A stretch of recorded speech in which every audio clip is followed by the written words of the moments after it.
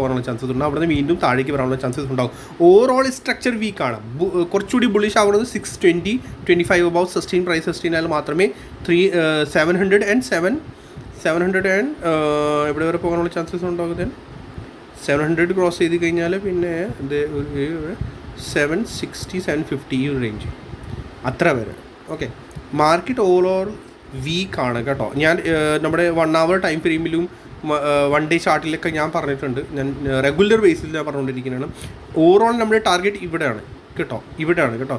പഴയ വീഡിയോ നിങ്ങൾ കണ്ടില്ലെങ്കിൽ പോയി നോക്കണം കേട്ടോ. കാരണം ഇവിടെ നിന്ന് 1, 2, 3, 4 and 5th വേവ് ആണ് നമ്മളിവിടെ. ഞാൻ ജസ്റ്റ് ഒന്ന് കാണിച്ചു തരാം.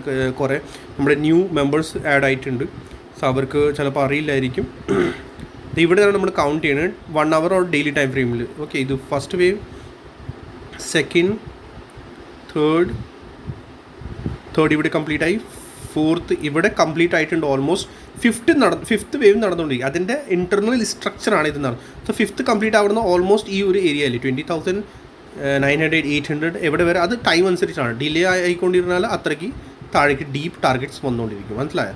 ഓർ സഡൻ ഫോൾ വരും 22,800 അവിടെ എവിടെയെങ്കിലും നിൽക്കുമായിരിക്കും. അത് നമുക്ക് പിന്നെ ഡിസ്കസ് ചെയ്യാം.